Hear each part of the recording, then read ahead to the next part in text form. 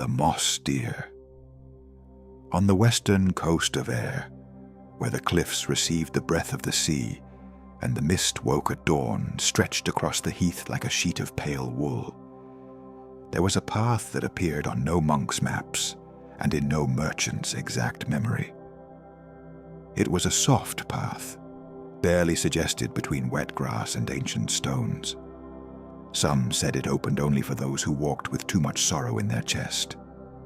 Others, in lowered voices and with half a smile, insisted it was not a path at all, but a question.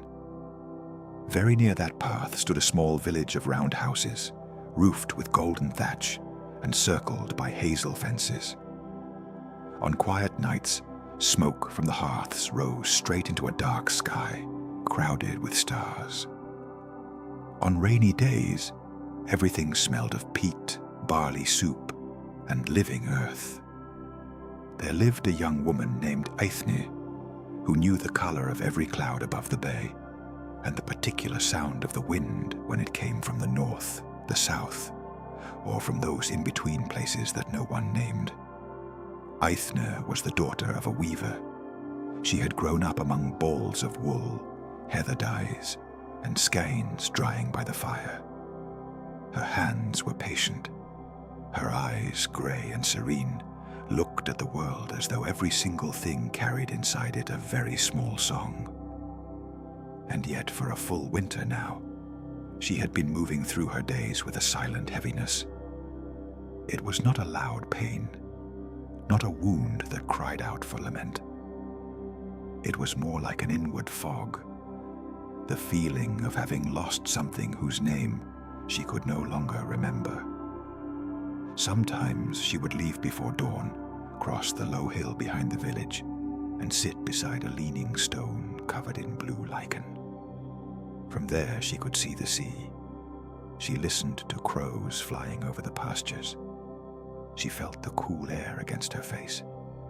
Everything was still beautiful. But beauty, she thought, sometimes remained outside, like light behind a shut window. One late autumn afternoon, when the sky was already folding itself up early, and twilight brought a violet glow over the rushes, Aithne's mother asked her to carry a small basket of oat bread to an old woman who lived in an isolated cottage near the alder woods.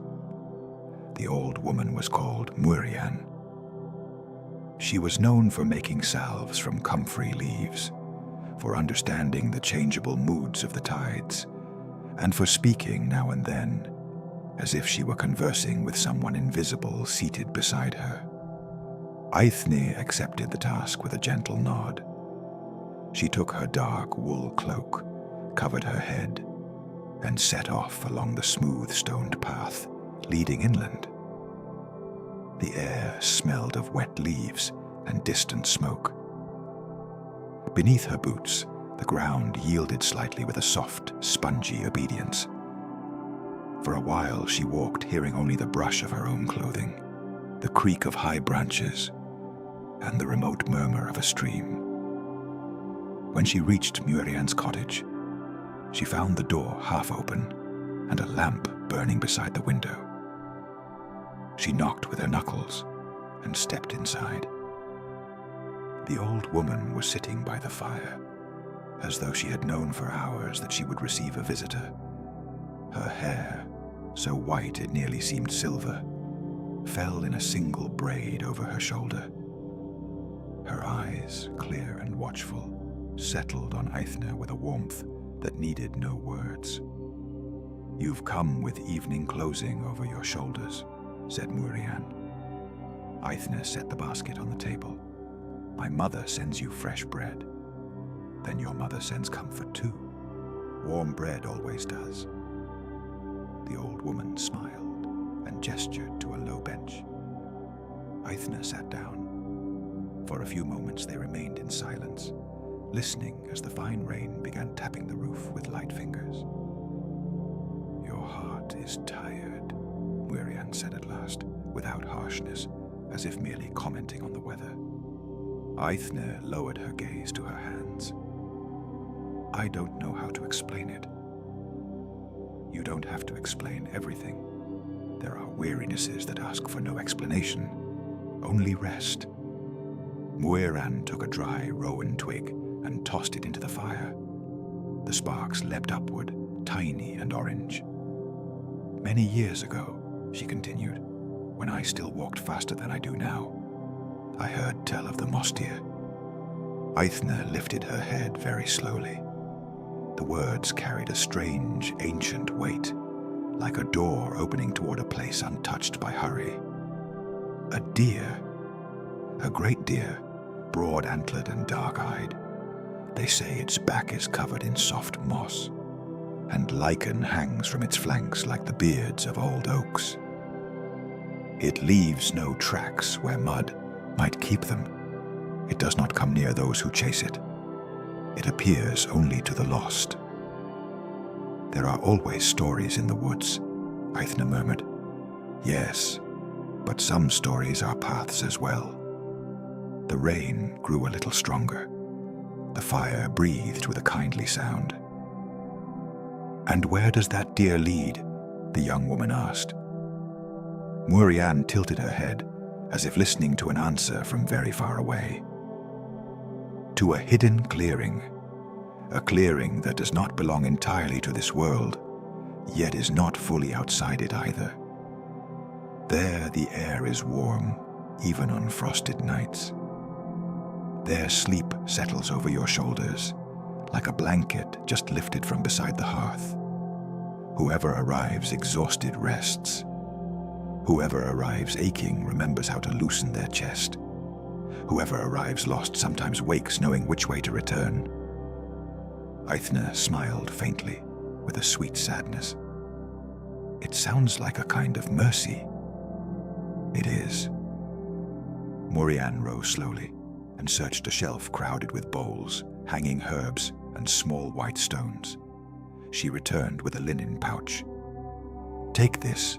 It has dried wild mint heather and a pinch of salt blessed by sea foam. It is not great magic, only the memory of good things. Keep it with you. Aithne accepted the pouch and at once noticed the clean scent of mint. Thank you. If it ever seems to you that the road has been erased beneath your feet, do not fight too hard to find it. Some paths are easier to discover when you stop demanding that they be straight. The young woman did not reply. She slipped the pouch into a fold of her cloak. Then she helped Muiran cut the bread and shared with her a bowl of hot milk sweetened with honey. When the rain eased, she said goodbye and began the walk back. Night had already fallen completely. Among the trees, the darkness was not black but deep blue, like the inside of a shell. Aithne knew that route well. She had walked through those woods since childhood. She knew where the first bluebells grew in spring, where the earth turned slippery after rain, and at what bend in the path the stream could be heard most clearly. But that night, as she moved forward, she began to feel that the sounds were shifting around her. The water seemed farther away than usual. The wind came from contradictory directions. The shadows of the trunks did not quite follow the tilt of the moon. She stopped, looked back. The path by which she had come was there, and at the same time it was not. There were ferns, there were roots, there were stones, but no shape felt familiar. What she felt was not exactly fear. It was bewilderment, as if the forest had exhaled, and with that breath, changed places. Aithne pulled her cloak tighter around her shoulders. I only took the wrong turn, she whispered, to keep herself company. She kept walking, first to the left, then straight ahead between two ash trees, then around a rock thick with moss. The farther she went, the quieter everything became. Even her footsteps seemed absorbed by the earth. After a while, she understood with a cold stillness that she was lost. She stood motionless beneath a holly heavy with dark berries. The air smelled of recent rain, bark and rotting leaves. She took out the pouch Muirian had given her and lifted it to her nose. The scent of mint and heather cleared her thoughts a little. She closed her eyes, breathed slowly, listened. In that silence, she heard it. It was not a growl or a bellow. It was a soft sound, the brushing of something large among the branches, the faint click of a hoof on wet stone. Aithne opened her eyes. Among the trunks, some distance away, there was a tall, slender shape. At first she thought it was a strange stump, or a shadow born of mist. But the shape moved. It lowered its head. Two wide antlers caught the moonlight, and then she saw it clearly. It was a deer. Its coat did not carry the ordinary sheen of creatures of the hills. It seemed woven from dark bark, wet earth, and the brightness of moss. Pale lichens grew over its neck and back, delicate as ancient lace.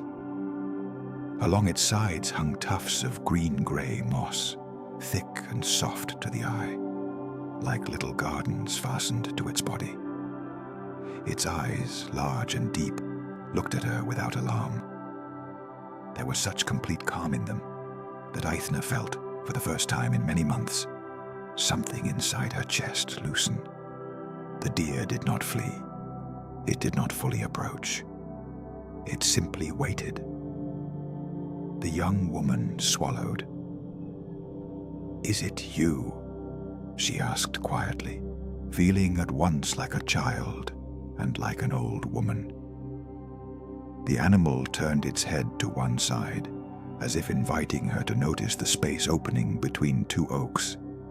Then it took a few slow steps. Its hooves made almost no sound on the earth. Aithne knew without understanding how she knew that she must not come too close. She also knew she could not let it go alone. So she walked after it, keeping the right distance. The deer moved deeper among the trees. The lichens on its back gathered the moonlight and returned it dimly, with the shine of old silver and damp green. Each time it seemed to be drawing too far ahead, it paused and turned its head to make sure she was still there. The forest around them began to change with quiet delicacy. The trunks stood farther apart. The undergrowth grew lower. The air, once heavy with cold and damp, slowly began to warm. Aithne felt a faint, nearly impossible warmth against her skin, as if she were walking toward the nearness of some great hidden fire, though there was no smell of smoke. During that journey, she did not think of the village, or the deep night, or the strangeness of following a being from an old tale. She simply walked, breathed, listened. With every step, the heaviness she carried inside seemed to settle deeper within her, leaving the surface above it clearer. After a bend lined with hazel trees, the deer stopped. Before them opened a round clearing, soft and silent as a cup of light in the middle of the woods.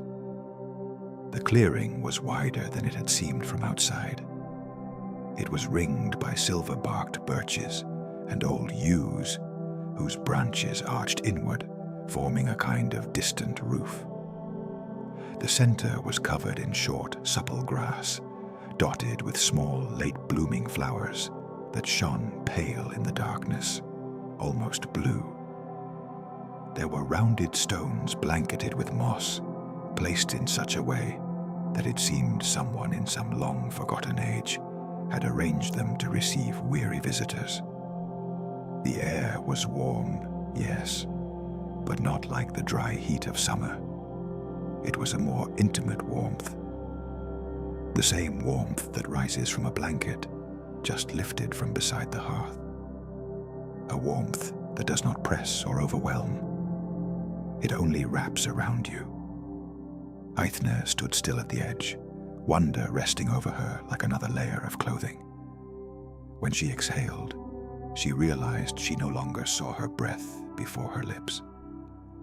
The moon, high above the branches, seemed larger there, as if the clearing had been hollowed out to hold its light. The moss deer walked to one of the stones nearest the center. It sniffed the grass. Then it lay down with the calm of something settling into a deeply familiar place. As it did, the lichens on its back trembled slightly. Aithne heard a tiny sound, like dry leaves brushing against one another. She was not afraid. That was the first thing she understood. The second was that the exhaustion, which until then had remained like a taut cord inside her body, was beginning to untie itself. Her shoulders dropped. Her jaw stopped clenching. Even her hands, always ready to grasp for something, opened without her noticing.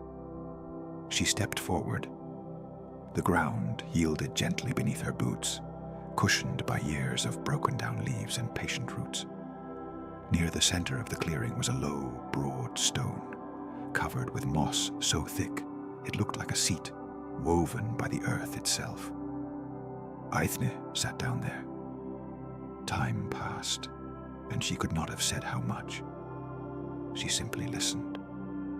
It was not an empty silence. There was the finest murmur in the grass, a slight trembling in the upper leaves of the birches, the sound of late droplets sliding down from somewhere high above. Very far away, as though belonging to another country or another memory, she could hear the sea. But in that clearing, everything arrived softened, as though each sound first had to pass through wool and sleep. Aithne slipped a hand into the pocket of her cloak and took out Muriel's pouch. She pressed it between her fingers. The scent of mint and heather rose from it with the same freshness as before. Only now it seemed more alive, as though the place awakened even smells. She breathed deeply, closed her eyes. Then she sensed something she first mistook for a shift in the air, a presence, not before her or behind her, but around her, not threatening, not urgent, familiar in a way she could not explain. She opened her eyes slowly. At the edge of the clearing, between two yews, she thought she saw a figure clothed in a pale cloak, so pale it seemed made of moonlit mist. She could not distinguish the face, only the curve of the shoulders, the serene tilt of the head, and one hand resting against a tree trunk, as if the figure had always been there, watching with tenderness. Aithne blinked. The form remained. And yet, when she looked again, it also seemed to be nothing but a patch of light among shadows. Then she remembered the stories her grandmother used to tell on winter nights, stories of the Dawinaside, the old beings of the hollow hills.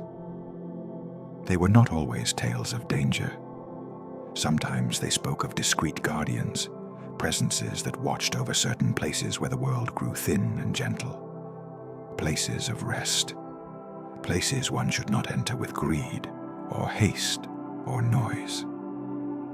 Aithne lowered her head, not out of fear, but out of reverence. "Thank you," she whispered, not entirely sure to whom she was speaking. The figure at the edge of the clearing did not move. A light breeze came down from the branches and passed over the grass.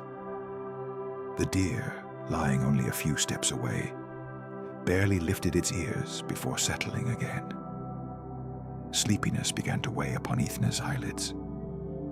It was a sweet heaviness, the kind of sleep that arrives without breaking anything. She rested one hand on the moss-covered stone. It was warm. She thought that could not be possible. Then she stopped asking the impossible to explain itself. She lay back slowly. The moss held her head and back with a softness no bed in her home could have matched. Above her, the birches seemed to bend just a little, as though keeping watch over her rest. She noticed the smell of damp earth, but without any chill. She also caught the faint perfume of some night-blooming flower she could not name, and the clean scent of living moss, which reminded her of fresh water and bark beneath the rain.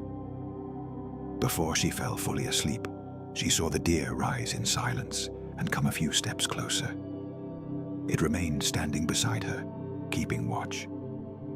A strand of lichen hung from one of its antlers like a thread of ancient moonlight.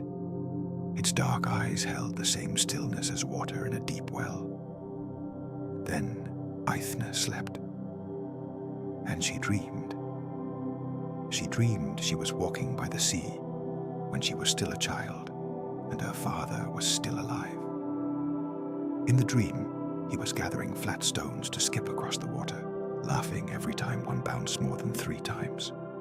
She ran after him with cold hands and cheeks made bright by the wind. Then she dreamed of her mother singing while carding wool beside the fire. She dreamed of her grandmother polishing red apples on her apron. She dreamed of summer afternoons when there was no sorrow to carry and no absence to learn to live with. But the dream was not only memory. There was something deeper there as well. A secret weaving that bound those scenes together, as though beneath every image pulsed the certainty that nothing once loved ever vanished completely, that some presences transformed themselves into breeze, into habit, into sudden tenderness, into the ability of one hand to care for another.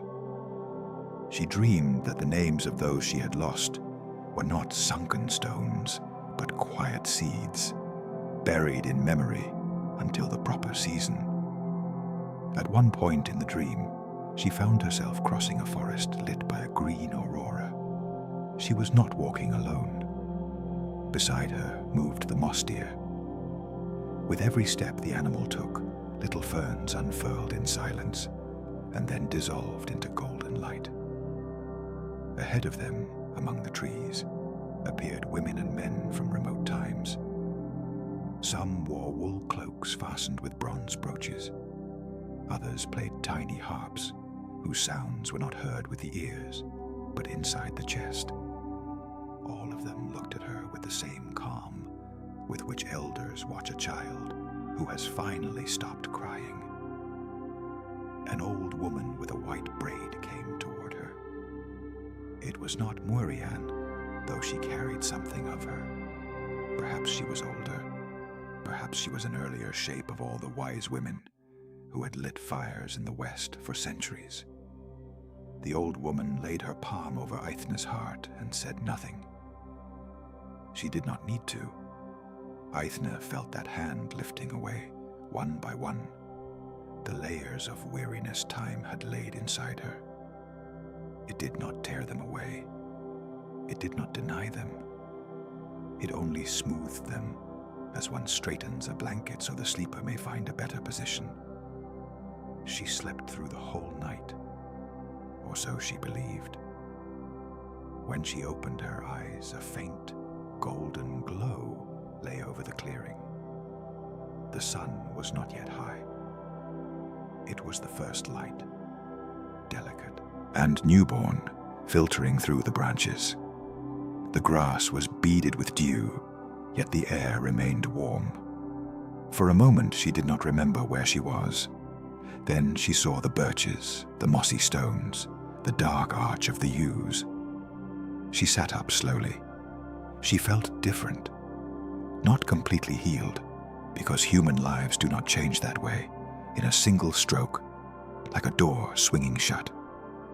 But lighter, yes, as if she had slept not one night, but an entire season. The exhaustion of the past months had not vanished altogether, though it no longer ruled her body. The inward fog still existed somewhere, but it had grown thinner. Now it let the light through. She looked around for the deer. It was not in the center of the clearing, not by the stones, not at the edge of the trees. She rose to her feet, turned slowly. Then she saw it, farther off between 2 birches. Morning light washed over it.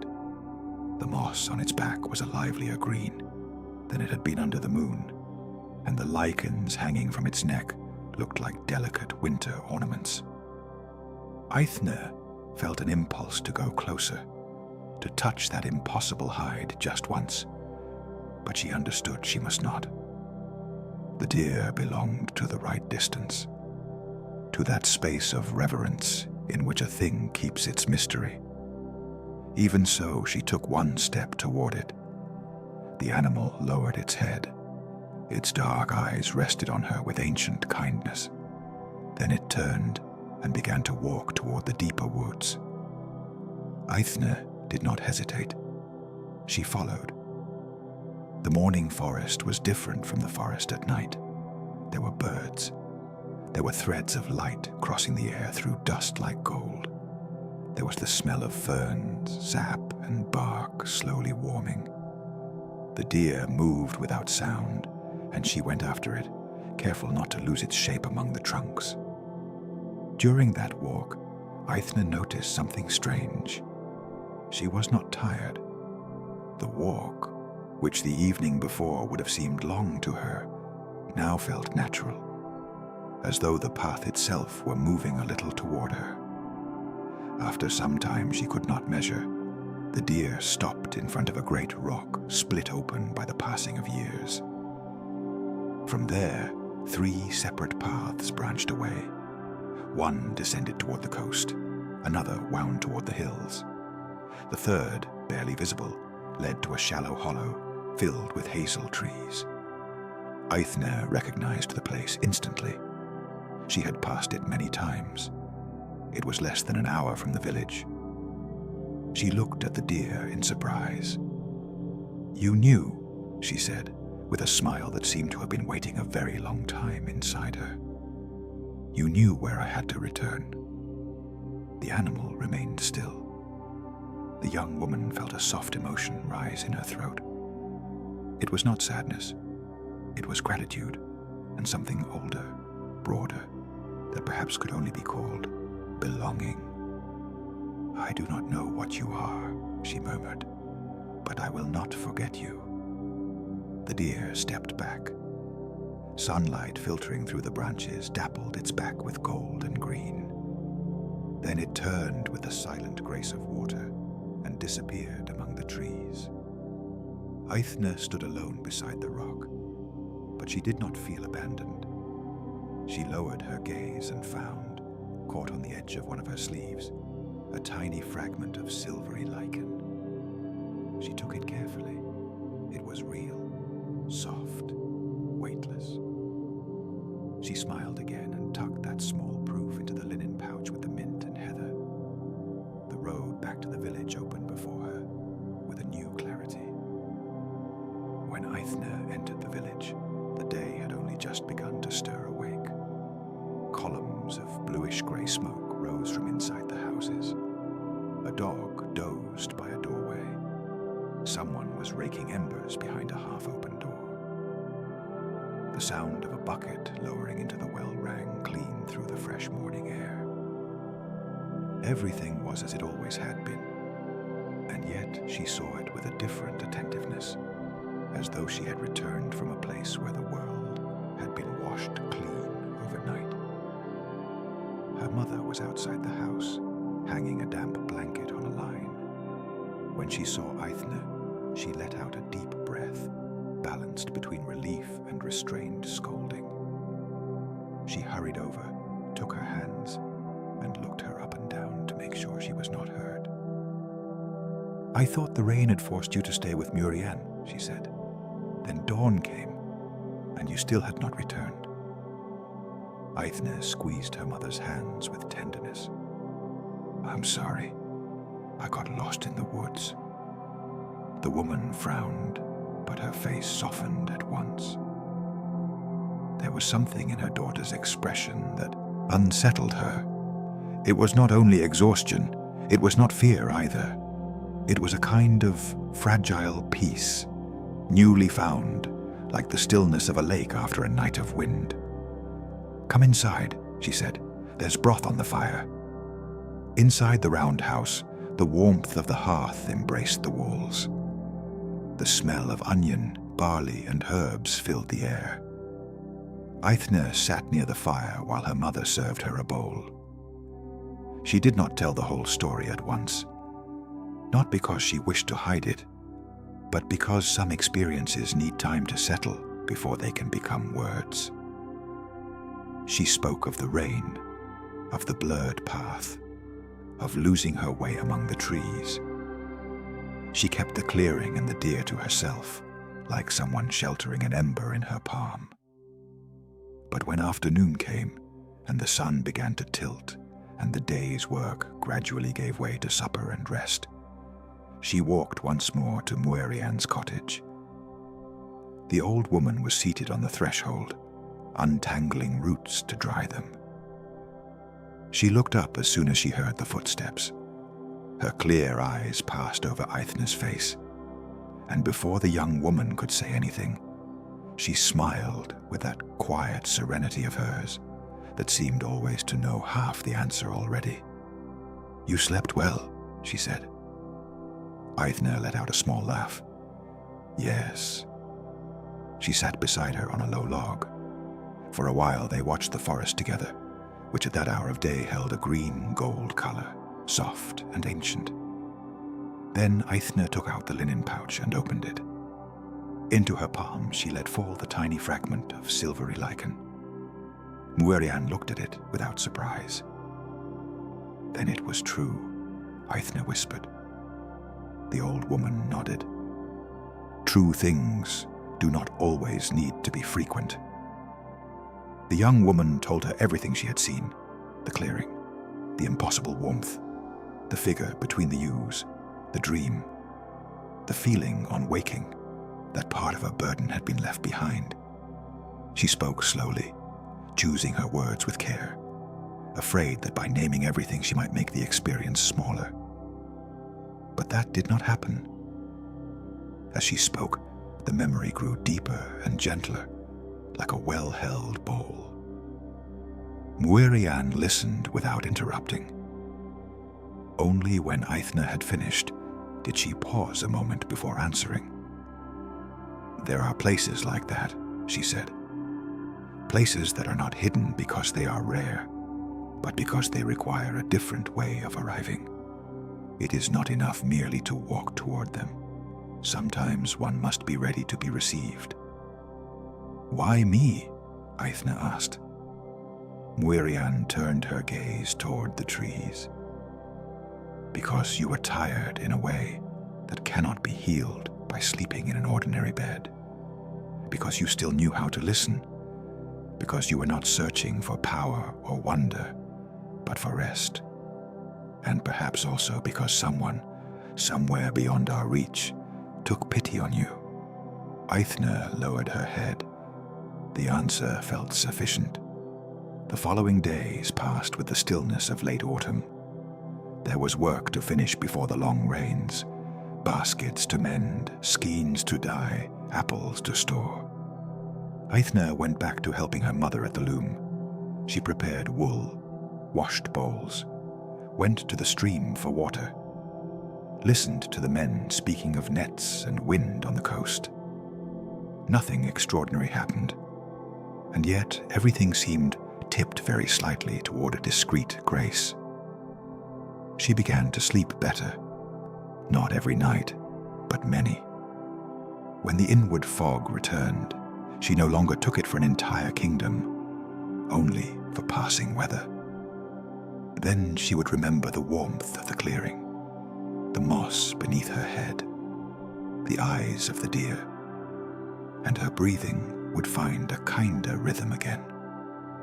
One evening, while carding wool beside the fire, her mother glanced at her from the corner of her eye. "You're humming to yourself again," she said. Aithne looked up, surprised. She had not noticed. "Was I singing?" "Yes. You've been doing it the whole time." The young woman smiled. It had been months since she had sung without effort. Without thinking, she touched the linen pouch hanging from her belt, hidden among the folds of her skirt. Winter arrived without too much harshness. The hills turned brown and grey. The sea darkened. People spent more time gathered close to the fire. Stories were told. Cloaks were mended. Nuts, cider, and dense loaves were shared. Some nights before going to sleep, Eithne would step outside for a moment and look toward the forest. She never saw the deer, nor did she expect to. She had come to understand that certain gifts cannot be summoned as though they were a service or a habit. They come when they must. They withdraw when it is right. Even so, whenever a thin mist brushed the fields or the full moon settled on the branches, she felt in her chest a silent greeting. Toward the end of winter, something happened that stirred a persistent whisper through the village. A young shepherd named Ronan disappeared one windy afternoon. He had gone out to look for 2 straggling sheep on the eastern slope. When night fell and he did not return, several men lit torches and went searching for him. They found him at dawn, deeply asleep beside a ring of frost-covered stones, far from where he should have been. He had no injuries, no fever, no trace of fear. When he woke, he said the last thing he remembered was following a large, silent figure through the mist. He swore its coat smelled of wet forest. Then he spoke of a warm place, where he had rested more deeply than he had since childhood. Many laughed at the tale. Others made the sign of protection with their fingers and asked not to tempt what they did not understand. A few stayed silent. Among those few were Murian and Eithne. With the coming of spring, the whole valley seemed to exhale. Green shoots appeared among the roots. Hawthorns foamed white. Lambs trembled on new legs. The air shed winter's hardness and regained the sense of open earth and living water. Eithne felt more strongly the urge to walk, so she began going out often, alone or with other young women, along the hill paths and the margins of the forest. One day, she went to the great split rock where the deer had left her on the morning of her return. She sat there for a long while, listening to the skylarks. She expected nothing. She only wanted to be near that point where the worlds seemed to touch with gentleness. While she rested, she noticed something she had never seen before. In the cracks of the stone grew small, pale lichens, as fine as silver threads. She reached out and brushed them lightly with her fingertips. It seemed to her that she felt the faintest warmth, like the touch of a hand just withdrawn. That afternoon, when she returned to the village, she found a little girl crying beside the well. Her name was Branna, and she had barely seen 7 winters. She had lost a small bone amulet her grandfather had given her. She wept with that total despair, known only to children, for whom the loss of a small thing can fill the whole size of the world. Eithne knelt in front of her. "Where did you see it last?" "On the hill," Branna sobbed, "where the primroses grow." The young woman climbed the hill with her. They searched through the grass, among the stones, beneath exposed roots. The sun was already beginning to sink when, near a clump of heather, Eithne saw something move farther off at the edge of the woods. She lifted her head. She did not make out the whole body, only the curve of antlers among green shadows, and a dark back carrying a glimmer of mossy light. Then the figure vanished. Eithne did not call to Branna. She simply followed the direction she had been looking. A few steps away, half buried in the damp grass, she found the little bone amulet. Branna gave such a pure cry of joy that it made Eithne laugh. The child hugged the amulet and then, without thinking, threw her arms around Eithne's waist as well. Eithne stroked her hair. "Sometimes things return," she said. Branna lifted her face. "Who helped you find it?" Aithne looked toward the line of trees. The forest offered back only shadow, leaves, and a faint trembling of light. "Someone who knows the paths well," she answered. As the seasons turned, rumors of the moss deer began to spread beyond the small village by the coast. People did not speak of it loudly in the marketplace, the way they discussed the price of salt or the arrival of a new weaver. Its name, if it had one, traveled differently. In the pauses between one tale and the next, in the warm dimness of homes when the fire had burned low and people allowed themselves to speak of what needed no proof. A woman said her brother, sick with sorrow after losing a boat in a storm, had slept an entire night in an impossible clearing and returned with a calmer gaze.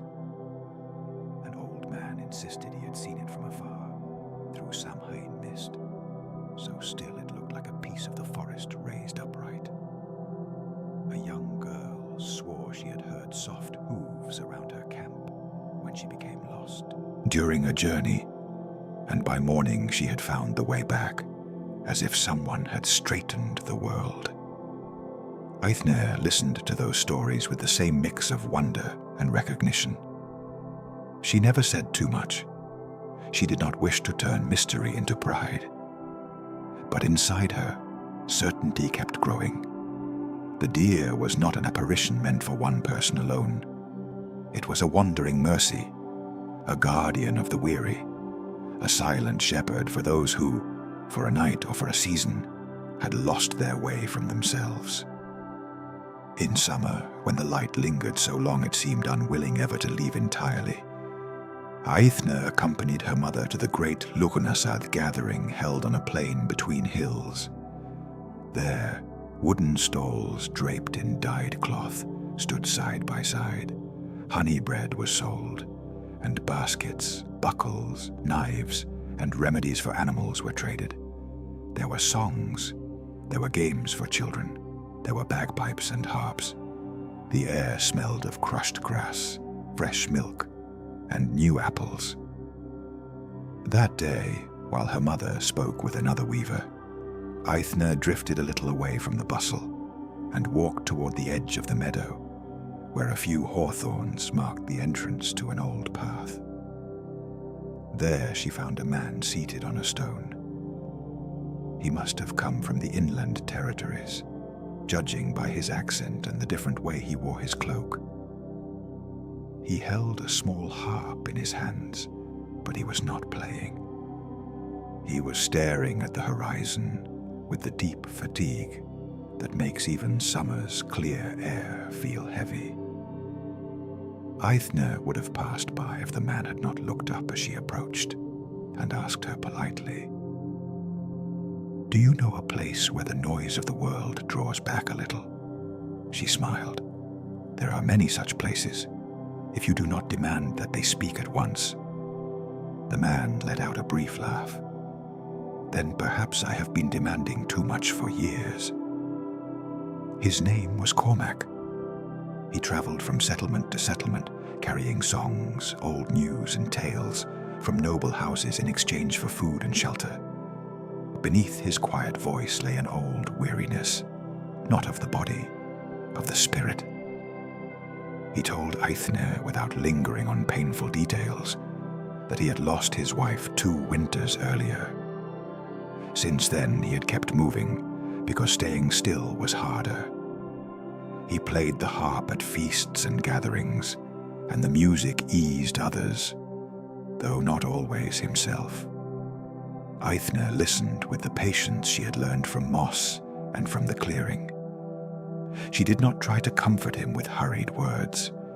Instead, she spoke of a forest near the coast, of its paths, of the light on the birches. And after a while, when the sun had already begun to slope downward, she mentioned the old story of the deer. Cormac listened with absolute attention, not with disbelief, but with the humble reserve of someone who wishes to believe and yet does not want to seize hope with hands that are too eager. "And what if a person is not lost on a road?" he asked. "What if they are lost somewhere else?" Aithne thought of the night beneath the yews, of the dream in which absences had ceased to be wells and had become seeds. "Perhaps that is exactly when a guide is most needed," she said. Cormac arrived at the coastal village weeks later, carrying a small bag, his harp, and a weary but determined expression. He stayed for a few days with a family who always opened their door to travelers with a good voice and gentle manners. He played in the evenings by the fire.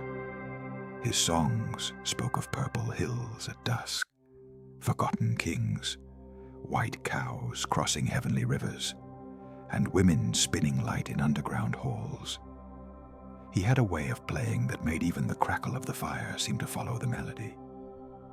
One afternoon, before the sky closed over in a fine rain, Aithne led him to the great split rock. She said very little.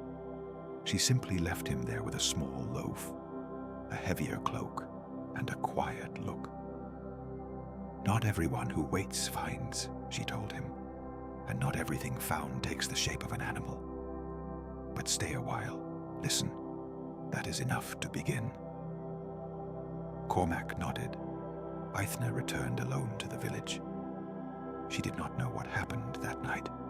She did not go spying, nor keep watch from afar. She had learned that the paths of mystery grow opaque when looked upon with too much longing. She simply lit a lamp in her window and silently wished that the forest would be kind to the guest. At dawn, as she walked toward the well with an empty bucket, she saw Cormac coming along the path. He moved slowly. His boots were wet. A birch leaf was caught in his hair without his noticing. As he drew near, Aithne saw something in his face that moved her.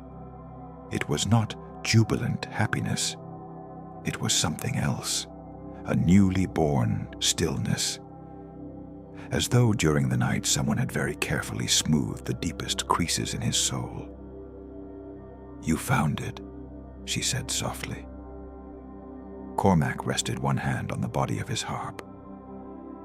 "I found a clearing," he answered, "and a dream without weight. I dreamed of my wife sitting beside a river. She was not far away and not near. She simply was. She did not call me. She asked nothing of me.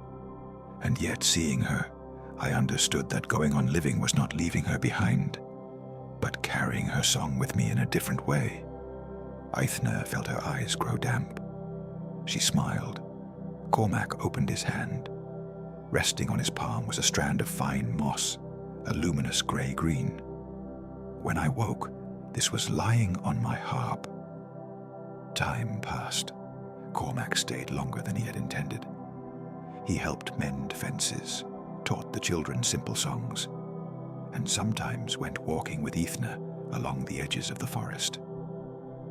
Between them there was no sudden or stormy passion, the kind found in certain tales, recited to entertain guests. What grew was slower and gentler. A deep friendship first, then a quiet trust. Then, almost before either of them named it, a chosen companionship. Not everything in Aithne's life became simple. There were grey days. There were small losses. There were wearinesses that returned the way certain rains return. But now she knew an inward place she could go to. And she knew as well the value of staying near others when their own paths had been erased. That was exactly what she began to do. When an aging neighbor could not sleep after her sister's death, Aithne sat beside her and spoke of the breathing of trees until the weeping subsided. When a boy came back from fishing with empty nets and eyes gone dull with bad fortune, she invited him to walk to the split rock and let the wind clear his chest. She promised no apparitions. She did not turn the forest into a guaranteed remedy. She only offered listening, company, and the memory of an open path. Over the years, some people began coming to her in much the same way they had once gone to Murian. The old woman, who still lived among herbs, smoke, and soft rain, would smile to see it. "That is how the torch passes," she would say, "not always with fire, sometimes with rest."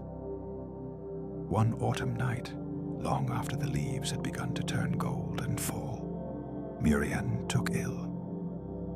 It was not a sudden sickness, but a gradual withdrawal, almost gentle. Aithne spent long hours beside her bed, moistening her lips, adjusting her blankets, keeping the fire alive. Cormac played the harp softly from a corner. The old woman, thinner by the day, seemed to be listening to music from somewhere else. On her last afternoon, while the fine rain tapped the shutters and the sky wore the color of old pearls, Muirian beckoned Aithne closer. The young woman bent down. "Do not be afraid when it becomes your turn to guide others to places you cannot enter with them," the old woman whispered. "That too is a sacred craft." Aithne kissed her forehead. "I will remember." Murian smiled with eyes half closed. "When I go, open the door. Not for me, out of courtesy." That is what Aithne did when night fell. She opened the cottage door and let in the damp forest air and the scent of wet leaves. Soon after, Murian exhaled one last time, so lightly it seemed no more than a deeper kind of rest. In the silence that followed, Cormac stopped playing. Then, from somewhere in the forest, came the sound of a single hoof on stone. Aithne lifted her head. She did not run outside or call for anyone. She moved toward the open door. Beyond the curtain of fine rain, among the alders, she saw a tall and tranquil silhouette. A back covered in moss. Antlers holding the grey of the night. Dark eyes resting for a moment on the cottage. Then the deer lowered its head, as one greets an old friend, and vanished into the dimness of the woods. After Murian's death, autumn deepened, but did not grow sadder. There was grief, of course. The people of the village brought bread, tallow candles, thick broths, and memories. They told stories of the old woman, how she had soothed a child's fever with sage compresses, how she had found a goat giving birth in the middle of a storm, how she knew the older names of the stars rising over the west. Aithne listened to those stories with a quiet melancholy.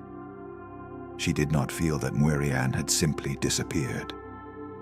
Rather, she had become part of the texture of the place, part of the smoke, part of the forest edge, part of the way some people lowered their heads before cutting certain herbs.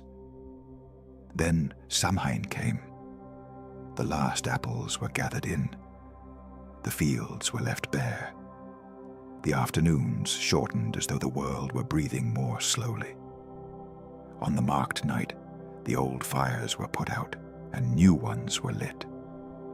In the village, families left small bowls of milk and bread near their doors, as a courtesy to those who wandered between the veils of that season. It was not a night of terror there. It was a night of respect, of memory, of listening carefully to what the coming year might wish to say. Cormac played the harp by the communal fire. The notes rose clear into the darkness. Aithne wore over her shoulders a cloak dyed with dark heather and fastened by a bronze brooch that had belonged to her grandmother. While the children ran around the flames and the elders spoke in little groups, she felt a gentle unease, like a kindly summons tugging at the edge of her attention. She stepped away from the fire for a moment and walked toward the forest boundary. The night was clear. The moon almost full, whitened the frosted grass.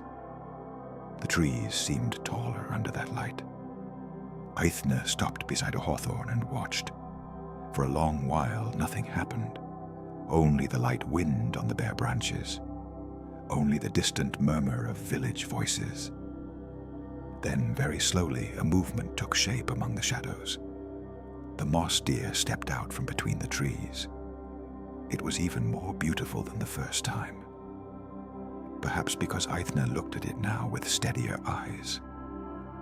The moss on its back held the tones of an entire forest.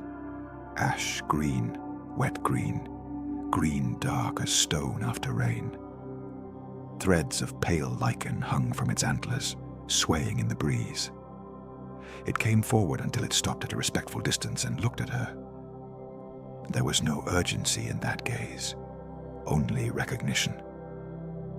Aithne felt her chest fill with a gratitude so vast she could barely contain it. "Muirian saw you many times, didn't she?" she whispered. The deer did not answer, of course, but it lowered its head slightly. In that instant, something became clear to her, not as an articulated thought, but as a simple truth. The clearing was not only a refuge for the lost, it was also a threshold for gentle farewells, a place where sleep helped one let go, where tired hands could loosen their final hold without fear. The deer turned and began walking into the woods. Aithne followed. She did not look back at the Samhain fire. She did not feel she was abandoning anything.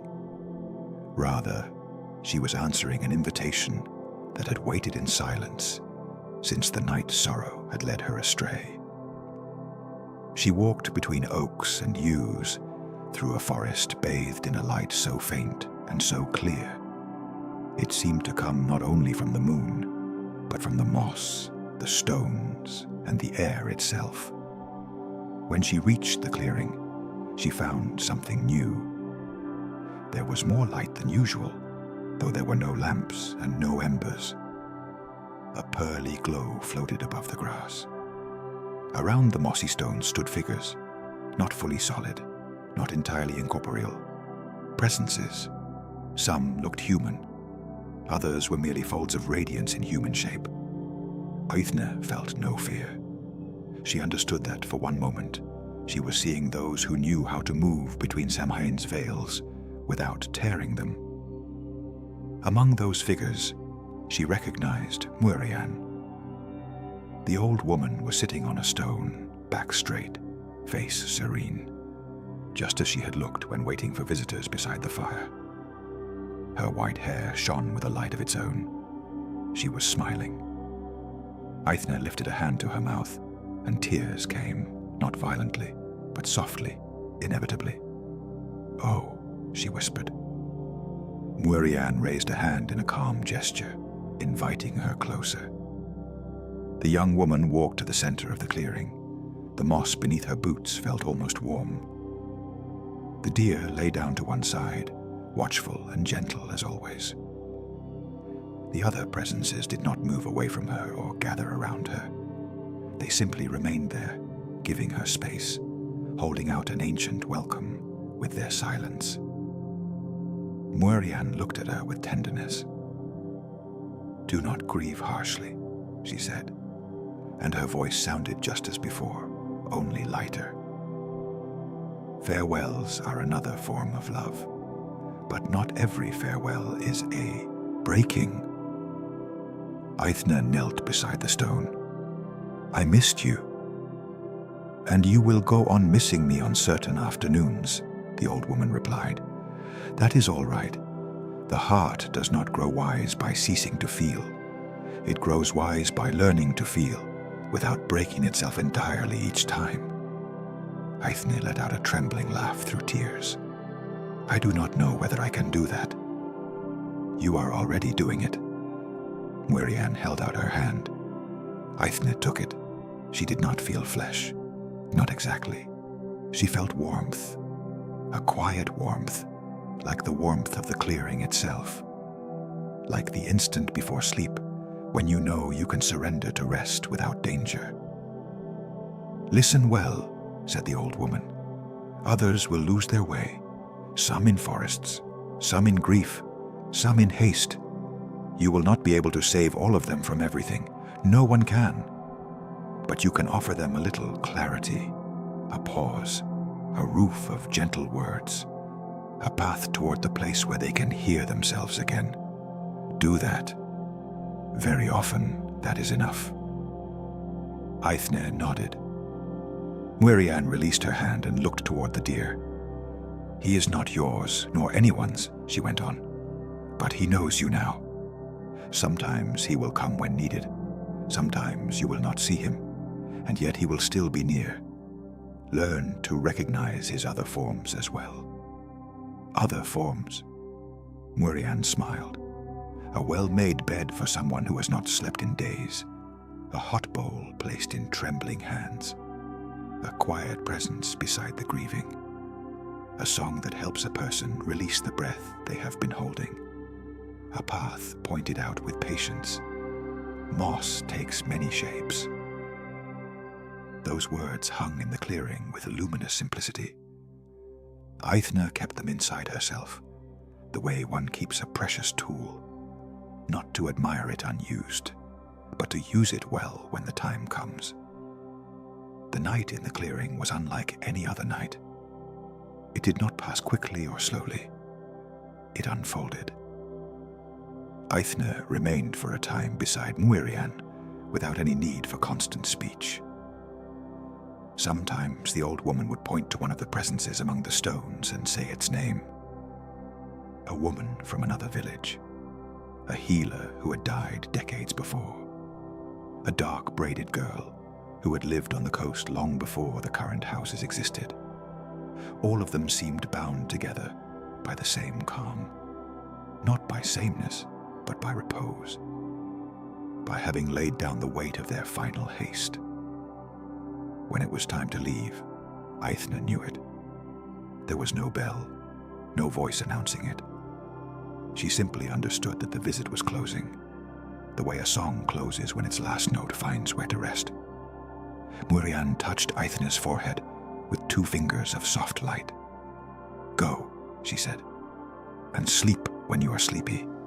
Rest when you are tired. Do not turn care itself into another heavy burden. Remember that."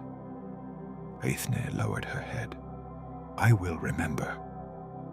When she rose, she saw the clearing's glow beginning to fade.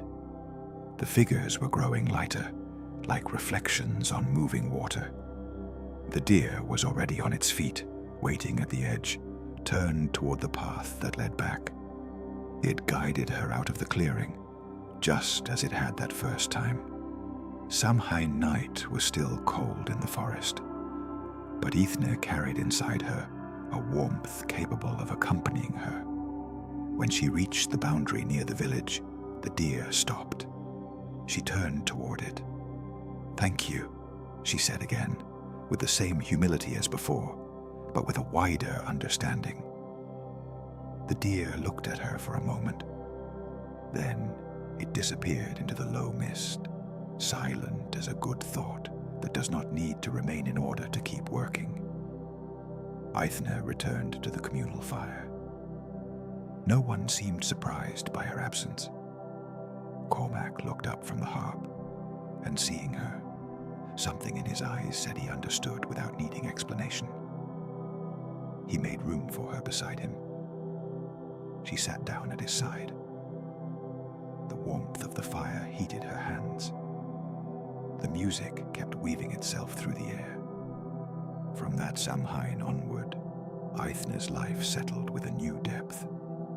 She did not become a priestess set apart from the world, nor a solemn figure of few words. She remained a weaver. She still laughed when a hen escaped the pen. She still dirtied her hands with dyes and flour. But the way she moved among others changed. People came to her when grief tightened in their chest, when sleep would not come, when some old uncertainty tangled their thoughts. Aithne did not offer grand miracles. She gave them time. She offered listening. sometimes a walk, sometimes shared silence, sometimes an infusion of mint and heather that smelled like a clear forest after rain. Cormac stayed beside her. The years drew them closer until one spring morning, among hawthorn blossoms and with very few words, they decided to share house, bread, and seasons. It was not a union celebrated with pomp. Their consent was enough, along with the joy of the neighbors and a song Cormac composed for the occasion. On the night of their union, while the last guests were leaving and the fire was sinking low, Aithne stepped outside for a moment, onto the threshold. At the edge of the woods, almost hidden in the mist, she thought she saw two dark eyes reflecting the moon. She smiled and went back in.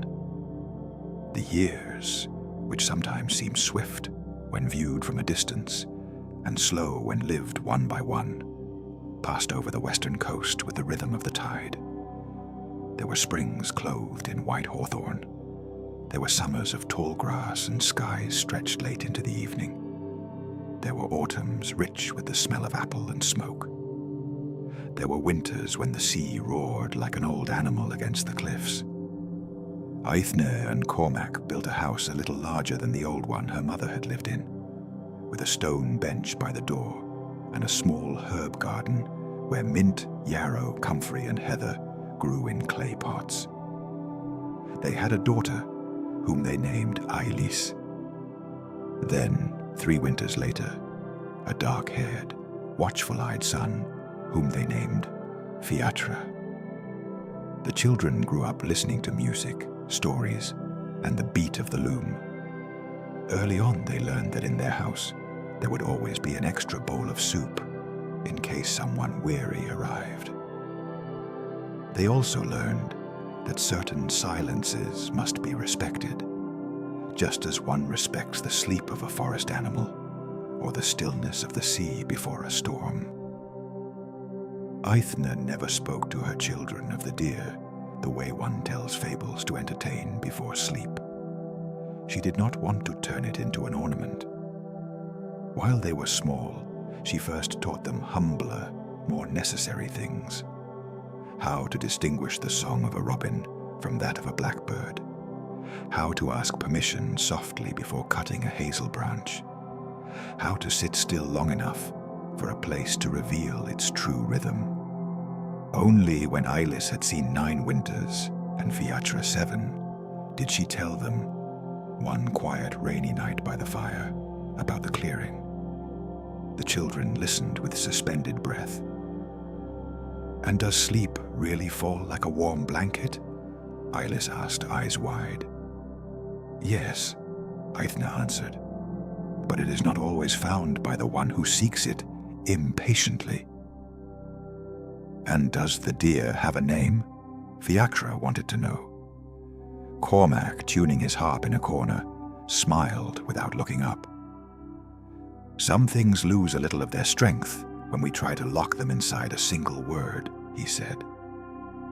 The children accepted the answer with the natural ease, known only to those who still live near wonder. Time passed. Ailis grew into a young woman and inherited her mother's skilled hands for weaving. Fiacra, more drawn to the fields, preferred animals and hill paths. Cormac kept playing, though each year he did so with a quieter ease. His songs became less full of wandering and more full of depth, as if at last they had found the home from which they could be sung without hurry. And the moss deer, though never often, continued to appear wherever it was needed. One deep winter night, a small boy from a neighboring village vanished into low snow and mist. He was searched for hours with torches. They found him asleep, warm and peaceful, beneath the shelter of yews no one remembered seeing so close to the path before. Beside him, on the untouched snow, there were no human tracks, only a faint mark, like the caress of 2 hooves on frost. On another occasion, a woman who had come from far away, having lost her husband to a sudden fever, passed through the village unwilling to stay. She said no roof could hold her, that every bed felt hostile, that rest itself had become suspect. Eithne took her in for 3 nights. She did not force her to speak. She only prepared infusions for her, let her sit by the fire, and walked with her at dusk to the split rock. On the 3rd morning, the woman woke weeping silently, but in a different way from the days before. She said she had dreamed of a clearing, and that, for the first time since her husband's death, sleep had not felt like a betrayal. With the years, even those who had never seen the deer began to recognize its signs. Sometimes it was a strand of lichen found on a sleeve after a strangely healing night. Sometimes the scent of fresh moss in a room where a sick person had finally fallen asleep without jolting awake. Sometimes it was simply the fact that someone, at just the right moment, found a place where they could be held. Then Eithne understood Muirian's words more fully. Moss takes many shapes. When her mother grew old and her hands began to tremble while warping the wool, Eithne brought her to live with them. The old woman spent long afternoons by the door, watching the sky or sorting dried beans with slow movements. One late summer afternoon, while the sun poured honey over the hills, Eithne's mother said without taking her eyes off the horizon, "At first I thought you had become too quiet after that night you were lost in the woods. Then I understood you had come back accompanied." Eithne looked at her. "You knew?" "Not with my head. Mothers know certain things in other ways."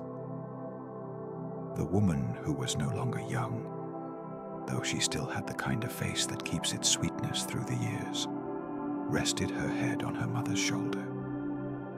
They remained like that for a while, listening to the far-off hum of bees. It was the following winter, when Eithne's mother had grown very tired, that she began sleeping more and more. She was not afraid. She spoke little. At times she confused the days, but not the voices. One night she called her daughter and asked her to comb her hair the way she had when she was a child. Eithne did so by the fire, patiently untangling the white strands. Then the old woman took her hand. "When the time comes, open the window," she said with a faint smile. "Courtesy matters." Eithne felt a calm shiver run through her. At once she remembered Muiran, and so it happened. A few days later, while rain softly struck the roof and Cormac played a low melody, Eithne's mother breathed out for the last time. Eithne opened the window. The damp night air entered, carrying the smell of earth and salt. And though she did not see the deer, she heard outside in the darkness of the garden the faint brushing of a large body moving through the ferns. She did not go out. There was no need. As the years went by, Eilis and Fiatra also grew and took their own paths. Eilis joined herself to a young carpenter from a nearby village and settled not far away, so she could often visit her parents' house. Fiacra, who loved walking more than staying still, spent several seasons following flocks and learning the names of inland lands. But he always came back west with the smell of the sea still able to guide his heart. On one of those returns, already a grown man, he told a story that made Eithne and Cormac smile in front of the fire. "I got lost on a hillside covered in mist," Fiatra said. "Or so I thought. Then I saw a deer, large, with something strange on its back. I couldn't make it out clearly. I thought it was ferns caught in its coat. I followed it for a while, and by doing that I came upon a ruined cottage where I could spend the night. Inside there was dry straw, old firewood, and even a pot still fit to use. I slept as if someone had covered me with a blanket lifted straight from the fire. Cormac exchanged a look with Aithne. "The roads of the world are more compassionate than we sometimes think," she said. Fiatra smiled. "So it seems." The decades kept unfolding. Aithne's hands grew finer. Her hair gained streaks of silver. Long walks became slower, though no less beloved. She continued going to the forest. She continued sitting beside the great split rock whenever she needed to order a thought or simply listen to the day. Sometimes she saw something. Sometimes she did not. But always when she returned, she carried with her a little of that tranquil clarity the place knew how to give. Cormac aged beside her with increasing gentleness. He still played the harp, though by then he preferred to do so at dusk, for only a few listeners, and with no intention beyond accompanying the falling of the light. His music became known across the region, not because of dazzling virtuosity, but because those who heard it said they slept better afterward. Some laughed when they said it. Others meant it seriously. Cormac only bowed his head in thanks, as if he knew true music never entirely belongs to the one who plays it. One late autumn afternoon, when the whole world seemed made of copper, smoke, and leaves, Aithne walked alone into the forest. She no longer needed a specific reason. She went because some places become an ongoing conversation. When she reached the great rock, she found a young stranger sitting there with her head in her hands. Her clothes spoke of a long journey. Her shoes were caked with mud, and her eyes were red from weariness. Aithne approached slowly, so as not to startle her. "It looks as though the road has been hard." The young woman looked up. It took her a moment to reply. "I'm not even sure where I was going," she admitted. Aithne sat at a respectful distance. Sometimes that is exactly the kind of lostness that weighs the most. At first they spoke little, then a little more. The traveler, whose name was Nessa, had spent months going from village to village after her brother, her only close family, died in a mine collapse. She could find no place that felt like hers. She slept badly, ate without appetite, kept walking because stopping made more noise inside her than the roads themselves. Aithne listened. In doing so, she felt again that old compassion that years earlier had led her to the clearing. As the afternoon bent toward blue, she offered Nessa a place in her house. Nessa accepted. That night, before going to bed, Aithne left on the guest table a linen pouch containing mint, heather, and a pinch of sea salt. She did not explain much. Some things do not require long preparation. Nessa remained in the house for 3 days. She helped with simple tasks, as if the humble movement of her hands allowed her a rest from the weight of her thoughts. She cut apples, carried water, listened to Cormac playing the harp at dusk with her eyes closed. She spoke little, but not with the strained silence of someone defending herself. Rather with the tired reserve of someone beginning to trust. On the third afternoon, when the wind dragged dry leaves across the threshold and the sky filled with pearl-colored light, Aithne invited her to walk. Together, they went to the great split rock. The place was as it had always been, and at the same time, different in the way only beloved places know how to be. There was thicker moss at the base. The nearby hazels had spread wider. The path kept that undecided quality between known world and threshold. Aithne stopped and looked at the young woman. "Stay a while," she said. "Don't try to force anything. Listen, breathe. If the forest wishes to answer, it will answer in its own way. Nessa pressed the linen pouch between her fingers and nodded. Eithne returned alone. That night she slept lightly, as if part of her hearing remained attentive to the woods.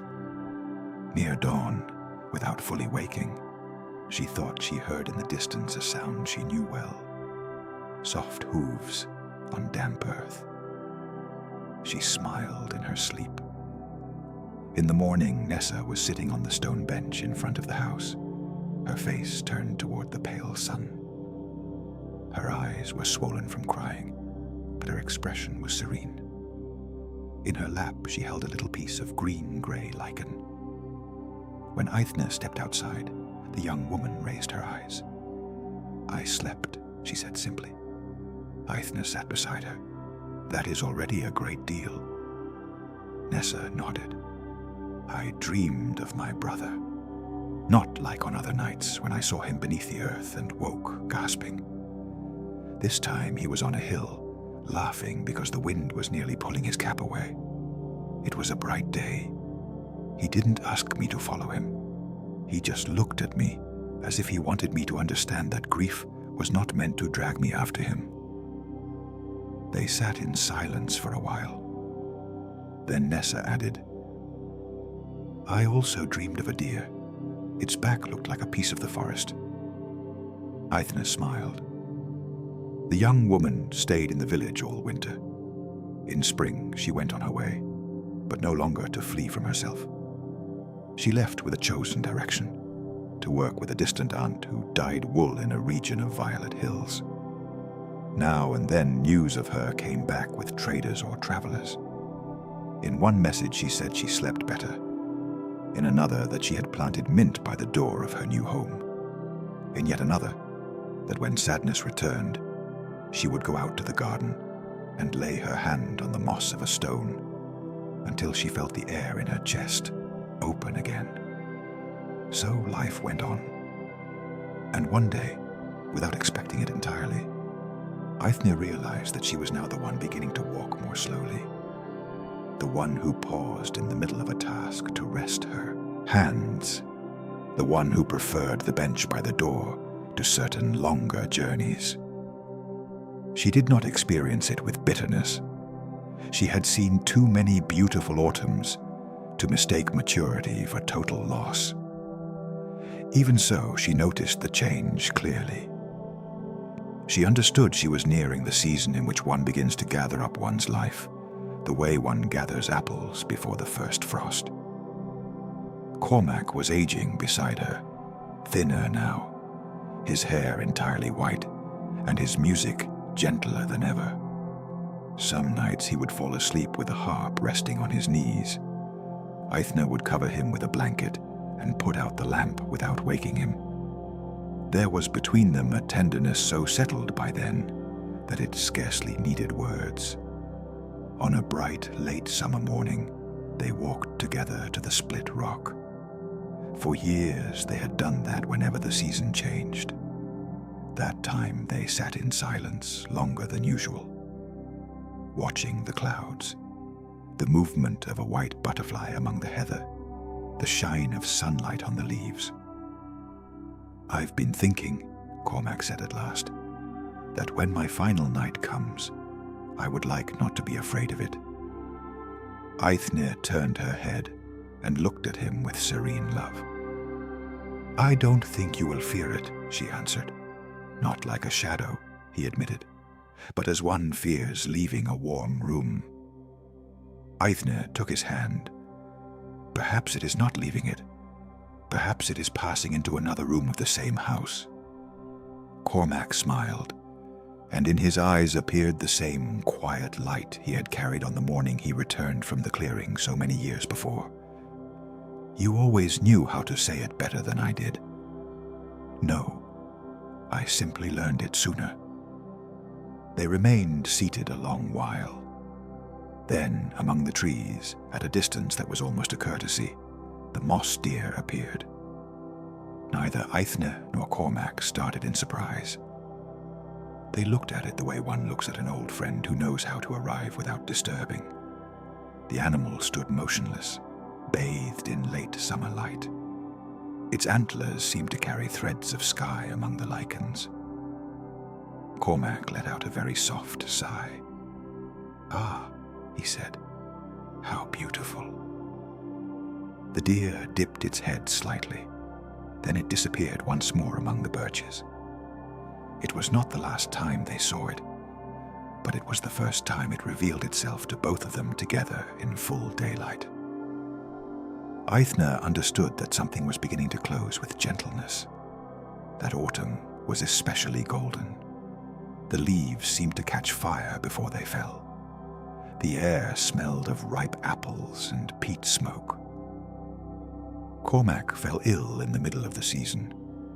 It was not a violent illness, more a deep exhaustion, as though his body, after so many songs and so many roads, had decided it was time to lower its voice. He remained in bed for several weeks. Some days he seemed to recover strength. On others he barely opened his eyes. Eithne cared for him with the calm she had learned from Murian and from all the winters that had passed. She moistened his lips, adjusted his blankets, played for him awkwardly a few notes on the harp when he asked.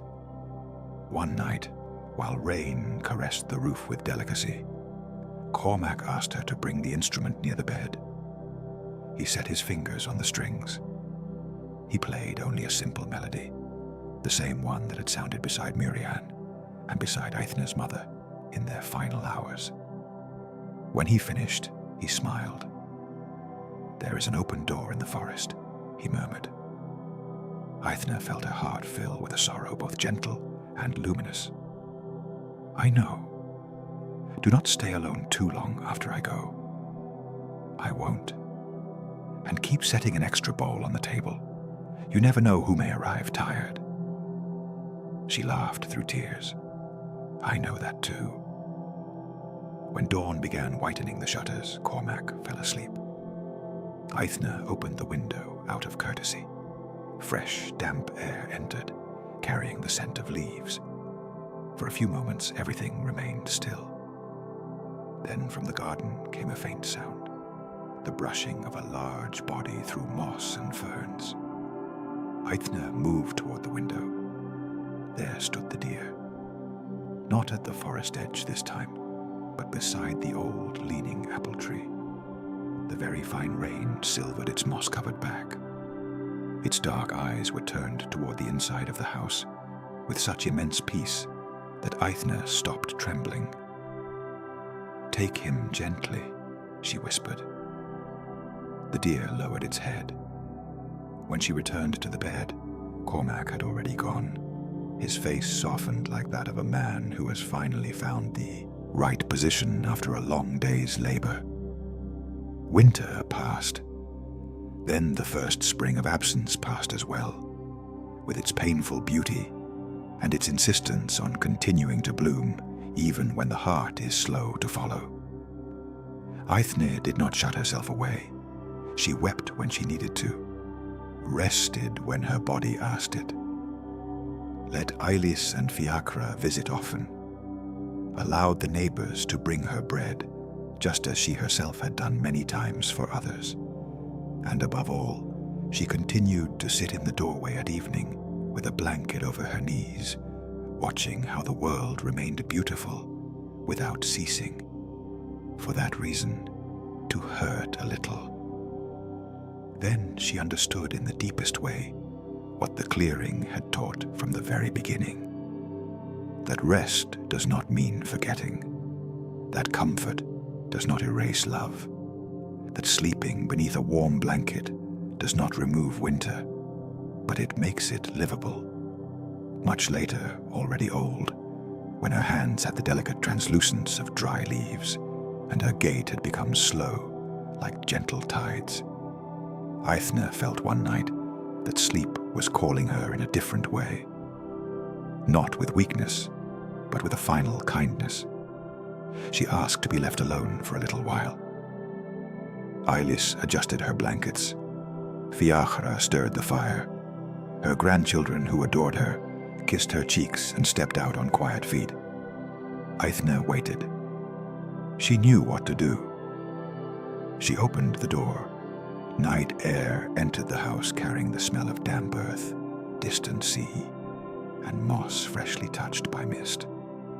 Outside, the moon lay over the world with the clarity of white wool. Aithne pushed herself up as much as she could and looked toward the path.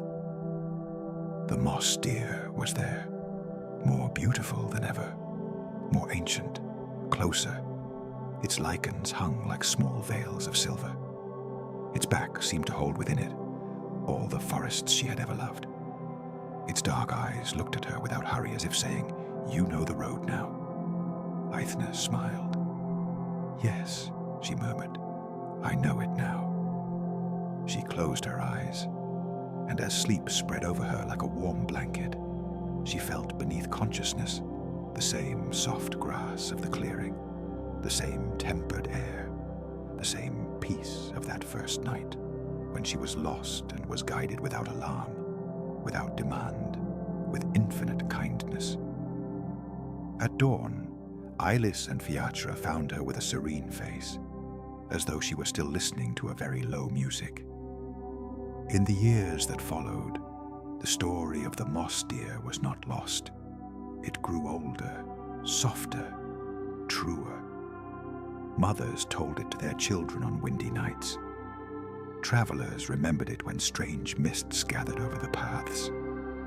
Old people smiled when they heard hooves where none could possibly be. And on the western coast of Air, when someone felt lost, weary, or wounded by a sorrow they did not know how to name, there was always someone who would say with tenderness, "Walk a while, breathe, listen to the forest. Perhaps among the trees, a moss-covered back is waiting for you. Perhaps there is a clearing. Perhaps, if only for one night, sleep will come like a warm blanket."